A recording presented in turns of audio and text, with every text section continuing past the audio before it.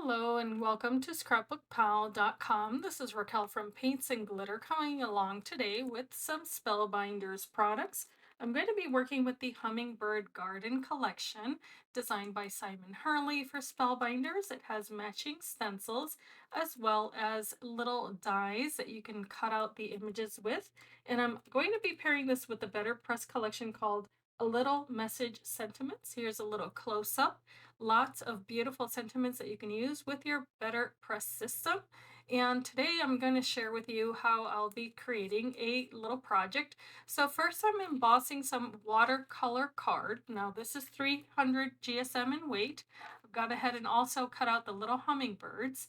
And my tip for you is that if you want to emboss these, then of course you can do so using the same folder and just a little touch of double-sided adhesive. You can place the little birds right inside of that folder and run that through your die cutting machine. And don't forget to spritz your paper with water.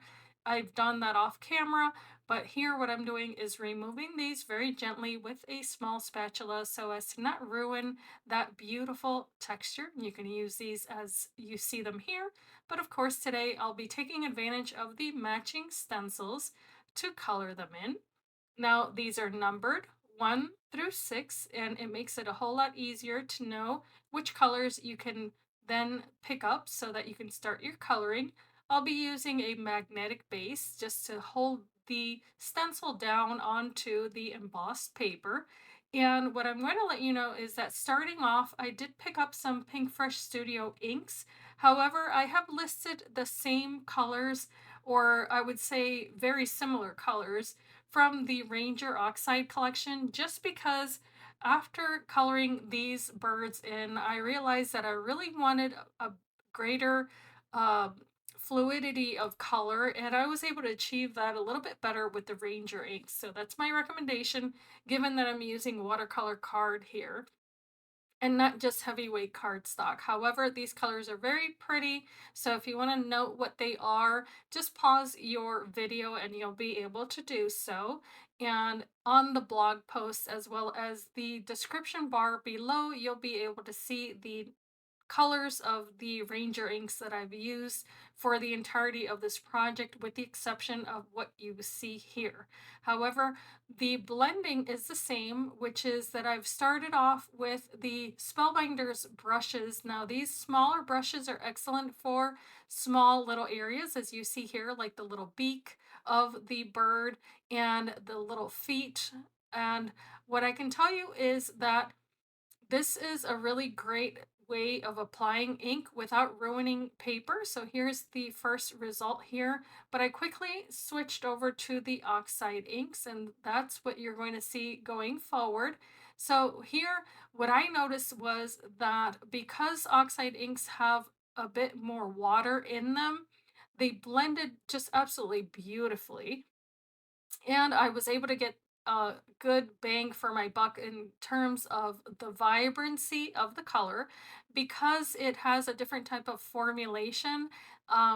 Then you do get a bit of a chalk-like finish. However, they blend so nicely one with another. So I did start with two different colors of green, and then I added this salty ocean, which is a really nice vibrant blue. The reason being that I wanted my hummingbird to look like an emerald hummingbird from Puerto Rico. That's where I'm from, and we are very, very proud of our little hummingbirds that represent strength and also courage. And so, if you want to look into that, then you can learn a little bit about my culture. But here, what I'm doing is adding a bit of shadow, and what I did was to use a bit of a purple color. And then I moved on with the other stencil areas to a marmalade color here. What I want you to know is that I'm coloring from the outer edge toward the center of that flower, and all of the centers were colored using the yellow ink that you see on your screen. So you can definitely use as many colors as you like with the same exact stencil, and that's what I wanted to point it out here. And that's exactly what I did. I went ahead and blended that red on top of the orange and so on and so forth. So for instance, here you're going to see that again. And I did fast forward this area or this part of the video, sorry, because I didn't want to take up too much of your time, but you can certainly slow it down if you would like to. But what I can tell you is that you can select an area that you wish to highlight and then color around it or on top of it, whichever technique you desire to use. For these particular flowers, they're very fluted, and I didn't want the center to be darker, even though that's usually how maybe other people might color them, because I wanted to show a little bit of light coming through that flower, and I thought that that would be a great way to do so. Now, for the little eyes, you can use a stencil if you'd like with ink, but I just use a little micron pen, and here you get to see me moving on to yet another stencil and using that same salty ocean, which is a nice vibrant blue, on the stems. And you may find that to be a little bit strange, but if you're from the tropics, then you know that the plants there are quite vibrant in color, no matter if it's the stem, the leaf, or the actual bloom. So when you're coloring in that style, if you wish to do so, of course, because that's personal choice, then you can definitely add layers of colors. And for instance, here I'm using a mint color from, again, Pinkfresh Studio. And this is going to act as a highlight. And this is the very last stencil, so it's just the leaves this time around. But then what I'm going to do is add some of that orange onto the leaves. And that's not because I want them to be entirely orange, but because I'm using this color one more time as a highlight, just like I did with the flowers. So this is going to help me get a little bit of that sunshine that would beam off of the leaves, if you will. So if you were outside on a bright day in the Caribbean, this is something that would make sense, I think, visually. So here's the blue. Blue and yellow make green. So that's what I'm blending with that bright orange. And even though it's not technically yellow, that's still in the same color family. So it's going to work perfectly.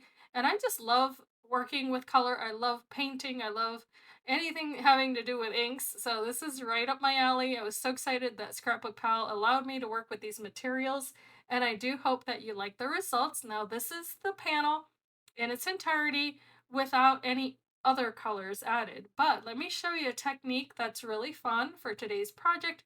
I've gone ahead and grabbed another little cube of ink in a bright fuchsia color, and look at how pretty this is. I place the panel right back inside of that embossing folder. And then with long strokes, I'm applying the ink on the inside on the portion that would flatten that paper. And you can do crisscross, you can do just all one motion, whatever appeals to you. But now I'm closing that very carefully, ran that through my die cutting machine, and look at that. This gave me a panel that looks almost like fabric if you see it in real life. And I was so pleased with the results. So again, you do any combination of colors there, you could really go crazy with that technique, but I'm keeping it simple today. So here are just some little highlights and also some little stippling with black ink. So you can use a white ink from the Nuvo pens available at ScrapbookPal.com. And the micron inks is just something from my personal stash I recommend because you can get them in lots of different sizes. So that was simple enough to do. And here, what I'm going to do is also apply some stellar paste. So what I decided to do was that I colored the other two little hummingbirds with the same exact technique, but I wanted to add a little bit of shine. So as you can see, I'm going to be layering them onto the initial panel. And here, because I had used Oxide inks, I need to be super careful. So this is a very, very light application. By the way, that stellar paste is also from Simon Hurley. You can pick it up in different colors. This just happens to be clear. And it's just going to leave a very gentle sheen on that paper in the areas that I've applied it onto. And there you see me cleaning off that brush with a little cotton pad off to the side because I did not want to transfer any unwanted color, nor did I want to really affect that blending that I had done. So I was super, super careful with that. And then I applied the same technique onto the flowers only. And I got a little bit of a sheen there, not too much. It's not overly shiny. If you think that shiny projects are tacky, then you might actually enjoy this kind of paste. So, of course, you apply it as thick or as thin as you like for the results that you prefer.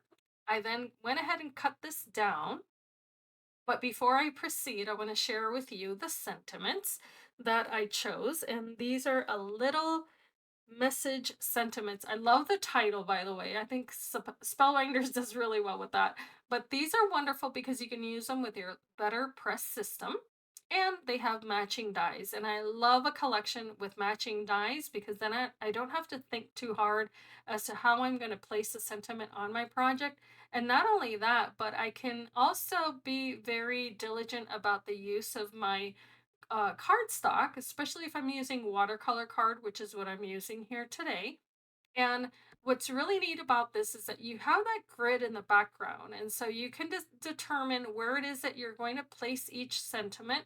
I wanted to use all of them in one go, but I also want to be careful not to overlap the dies when I cut them out. So this is where I'm doing a little bit of strategic placement. And because that base is magnetic, it's going to hold on to every single one of those sentiments just in the place that I want. Then I'm going to be able to apply the ink of choice. Now, I did go with the BetterPress ink, but let me give you a little secret. Use whatever ink you like because it doesn't really matter. So I have tried several different types of inks, and I can tell you from experience that the ink pad is more important than the actual ink. But the other thing is that I do clean the surface of this when I'm all done with the crafting with an actual ink remover because I'm a stickler for clean projects and products and everything clean. So anyway, just run that through your die cutting machine. Always follow the instructions, but here is what that looks like. And I'm going to slow this down here a moment so that you get really a nice look at all of the sentiments available, and also, I will be cutting those off screen, but they cut beautifully, and you'll see that in a minute. But here, what I've done is I folded another piece of watercolor card that I measured down, and I'll have all of those details on the blog post, by the way. But all I did was fold it in half to create a bit of a card base and then apply the panel on top with double-sided adhesive. All of the 3L adhesives from Scrapbook Pal, by the way, are phenomenal, so I highly recommend them. And that's what I'm using here behind the panel as well as the little hummingbirds. And see the sentiments? I cut those out. And now I have a stash that I can pull from. They're all very beautiful, but I decided to go ahead and use just a small one that says just because. And I'm going to be placing this kind of in the middle, but a little toward the right. I didn't want to cover the entire blossom there. Um, and then I went through my stash and found some goodies given to me by a darling friend that I thought would be really cool. For instance, if you like to make junk journals and you want to make a signature, then this is where I would recommend this product. And the reason is that this is quite tall. So it's much bigger than a traditional A2 card. And I'm going to give you the measurement of my finished project. It is going to be 8 3/4 inches tall by 5 5/8 inches wide. And so I just went ahead and had a little bit of fun, some washi, little policy envelopes, you name it. You can add whatever you like because if you are a junk journaler, then you know that there are no rules. But in any case, I truly hope that you have enjoyed this project. Let me know what you think in the comments down below. Stop by the blog if you want to go ahead and take a peek at all of the items used. Don't forget to subscribe to ScrapbookPal.com for more videos, tutorials, and all the inspiration. And of course, I do hope that you can be inspired and be blessed. And thank you so much for watching.